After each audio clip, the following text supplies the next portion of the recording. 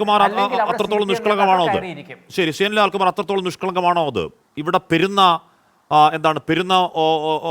തങ്ങൾക്ക് ഇഷ്ടപ്പെട്ട ഒരാളെ മുന്നോട്ട് വെക്കുകയാണ്. ഇവിടെ കണിച്ചുകുളങ്ങര തങ്ങൾക്ക് ഇഷ്ടപ്പെട്ട ഒരാളെ മുന്നോട്ട് വെക്കുകയാണ്. ശ്രീ എൻ ലാൽകുമാർ, ഇവിടെ ഈ പറയുന്ന പോയ കാലത്തെ പോലെ ഓരോരോ മതങ്ങളിലെ ഓരോരോ സമുദായ സംഘടനകൾ പറഞ്ഞാൽ ആ മതങ്ങളിലെയും ആ സമുദായത്തിലെയും ആളുകൾ മൊത്തം കേട്ടുകൊള്ളും എന്നിവർ ഇപ്പോഴും കരുതിയിരിക്കുന്നുണ്ടോ? ഇല്ലെന്നുള്ളതിന് പറയാനുള്ള എത്ര ഉദാഹരണങ്ങളുണ്ട്. ശ്രീ എൻ ലാൽകുമാർ, വട്ടിയൂർക്കാവിൽ NSS ഈ പറയുന്ന UDF സ്ഥാനാർത്ഥിക്ക് അനുകൂലമായി അവിടെ പ്രകടമായി ഇറങ്ങിയതാണ്, ശരിദൂരം എന്നൊക്കെ പറഞ്ഞ്.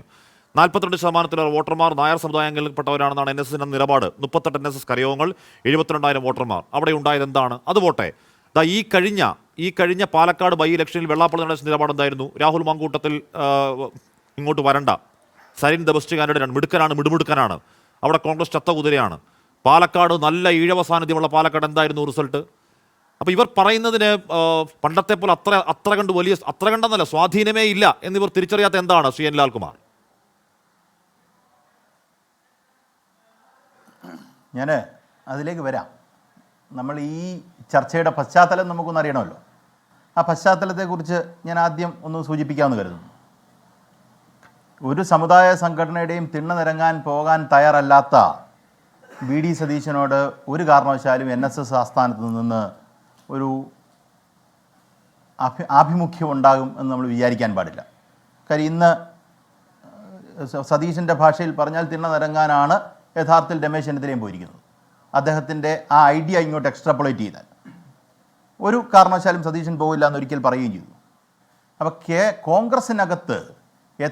കോൺഗ്രസിനകത്ത് NSSന് ഒരു വലിയ സേ ഉണ്ട്.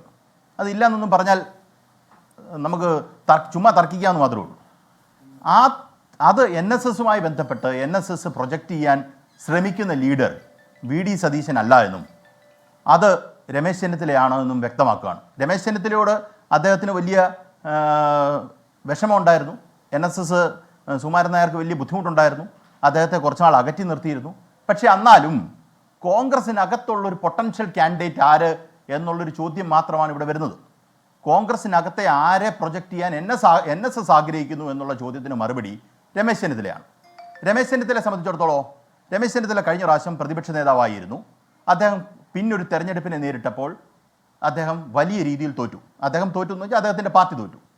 അപ്പോൾ അദ്ദേഹത്തിൻ്റെ സാധ്യത അവിടെ മങ്ങുകയും VD സതീശൻ ആ സ്പേസ് ഒക്യുപ്പൈ ചെയ്യുകയും ചെയ്തു. ഇതാണല്ലോ കേരളത്തിൽ സംഭവിച്ചത്. VD സതീശനെ സംബന്ധിച്ചിടത്തോളം അദ്ദേഹം അടുത്ത മുഖ്യമന്ത്രി കാൻഡിഡേറ്റ് ആകാനിരിക്കുന്ന ആളാണ്. അതാണല്ലോ അദ്ദേഹത്തിൻ്റെ ആഗ്രഹം. അപ്പോൾ രമേശ് ചെന്നിത്തല എന്ന് പറയുന്ന ആൾക്ക് ആ സ്പേസിലോട്ട് വരാൻ ഒരു സാധ്യതയും ഇന്നത്തെ രാഷ്ട്രീയ കേരളത്തിൽ ഇല്ല എന്ന് സുവ്യക്തമായി അറിയാവുന്ന രമേശ് ചെന്നിത്തലയ്ക്ക് ഇന്നത്തെ NSSുമായി ബന്ധപ്പെട്ട സപ്പോർട്ട് ആവശ്യമായിരുന്നു. ഇതാണ് ഇതിനകത്തെ നറേറ്റീവ്. കൂടുതൽ കോംപ്ലിക്കേഷൻസ് ഒന്നും വരുത്തേണ്ട കാര്യമില്ലെന്നാണ് എനിക്ക് തോന്നുന്നത്. അതിന് സമുദായ സംഘടനകളായിട്ടുള്ള അടുപ്പവും അതൊക്കെ നിൽക്കട്ടെ, അത് രാഷ്ട്രീയത്തിന് പല തലങ്ങളുണ്ട്, അത് നമുക്ക് വേണമെങ്കിൽ ഡിബേറ്റും ചെയ്യാം. പക്ഷേ ഈ പറയുന്ന കോൺഗ്രസിനകത്ത് ഏതാണ്ട് വെന്റിലേറ്ററിൽ കിടക്കുന്ന രമേശ് ചെന്നിത്തലയെ ഒരു തരത്തിൽ ഓക്സിജൻ കൊടുത്തു നിർത്തുന്ന പരിപാടിയാണ് ഇന്ന് NSS ചെയ്തത്. അത് തെറ്റില്ല. അത് രമേശ് ചെന്നിത്തലയെ സംബന്ധിച്ചിടത്തോളം തെറ്റില്ല, NSSനെ സംബന്ധിച്ചിടത്തോളം തെറ്റില്ല. കാര്യം അവർക്ക് അവരുടെ കാര്യങ്ങൾ തീരുമാനിക്കാം. ഇതുകൊണ്ട് കേരളത്തിൽ എന്തെങ്കിലും രാഷ്ട്രീയമായ മാറ്റം വരുമോ എന്നുള്ളത് വേണമെങ്കിൽ കോൺഗ്രസിൻ്റെ മുഖ്യമന്ത്രി സ്ഥാനാർത്ഥിയാകാൻ ചിലപ്പോൾ രമേശ് ചെന്നിത്തലയ്ക്ക് പറ്റിയേക്കാം. കാര്യം ഒരിക്കൽ താങ്കൾ പറഞ്ഞതുപോലെ കേരളത്തിൽ ഇന്ന ആളെ ആഭ്യന്തര വകുപ്പ് മന്ത്രിയാക്കൂ എന്ന് ഉമ്മൻചാണ്ടി സാറിൻ്റെ അടുക്കൽ പറയാനും ഉമ്മൻചാണ്ടി സാറിനെ ഭയപ്പെടുത്താനും ആ ഭയപ്പെടുത്തുന്നതിൻ്റെ അടിസ്ഥാനത്തിൽ ഉമ്മൻചാണ്ടി സാർ അത് സമ്മതിക്കാനും ഇടയായ ഒരു രാഷ്ട്രീയ സന്ദർഭം കേരളത്തിലുണ്ട്. എനിക്ക് തോന്നുന്നില്ല ഏതെങ്കിലും ഒരു സമുദായം പറഞ്ഞു കഴിഞ്ഞാൽ CPMൻ്റെ ഇന്ന ആളെ മന്ത്രിയാക്കണം എന്ന് പറഞ്ഞു കഴിഞ്ഞാൽ കേരളത്തിലാവുമെന്ന്. എനിക്ക് എൻ്റെ രാഷ്ട്രീയ അടിത്തറയിൽ നിന്ന് ഞാൻ വിശ്വസിക്കുന്നത് അങ്ങ് ഒരു കാര്യമേ നടക്കാൻ പോകുന്നില്ല എന്നുള്ളതാണ്. നടക്കാനേ പോകുന്നില്ല. കാര്യം അത് CPM പാർട്ടിയാണ് തീരുമാനിക്കുന്നത്, സംസ്ഥാന സെക്രട്ടേറിയറ്റോ സംസ്ഥാന കമ്മിറ്റിയോ തീരുമാനിക്കും.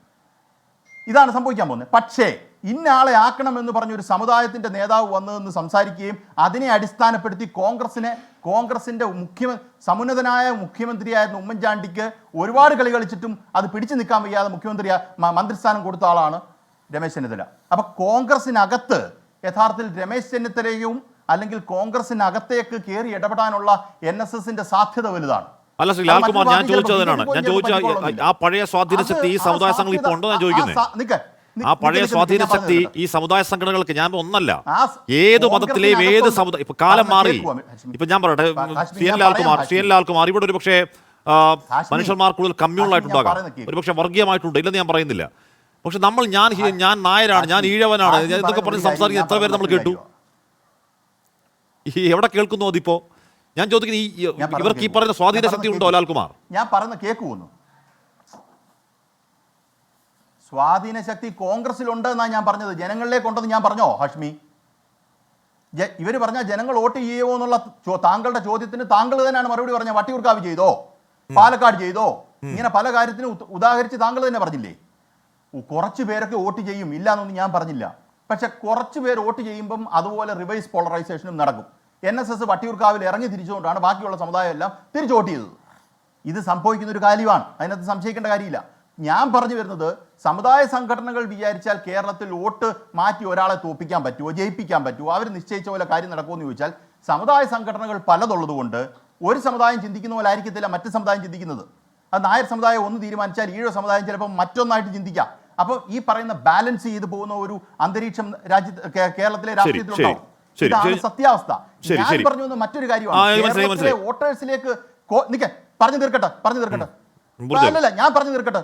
താങ്കൾക്ക് മനസ്സിലായല്ലേ, ഞാൻ പറഞ്ഞ ജനങ്ങൾക്ക് മനസ്സിലാവണമല്ലോ. ഈ പറയുന്ന കോൺഗ്രസിനകത്തേക്കുള്ള ഇൻഫ്ലുവൻസ്, ആ കോൺഗ്രസിനകത്ത് ഈ പറയുന്ന NSS വിചാരിച്ചാൽ നടക്കുമായിരിക്കും എന്നുള്ളതിന് ഉത്തമ ഉദാഹരണമായി നമുക്ക് മുമ്പിലായിട്ട് ഈ പറയുന്ന താക്കോൽ സ്ഥാനത്തിന്റെ പ്രശ്നമുണ്ട്, 5ാം മന്ത്രിയുടെ പ്രശ്നമുണ്ട്. അങ്ങനെ പല പ്രശ്നങ്ങളും ഉള്ളതുകൊണ്ട് ചിലപ്പം നടന്നേക്കാം. അതുകൊണ്ട് ജനങ്ങളുടെ വോട്ടായി മാറുമെന്നുള്ളത് ഈ കിനാവ് കണ്ടുകൊണ്ടിരിക്കാമെന്ന് മാത്രമേ ഉള്ളൂ. ഇങ്ങനെ കിനാവ് കുറേ നാളുകൾക്ക് മുമ്പും കണ്ടതാണ്, കണ്ടുകൊണ്ടേ ഇരിക്കുമെന്ന് മാത്രമേ എനിക്ക് എന്ത് പറയാം.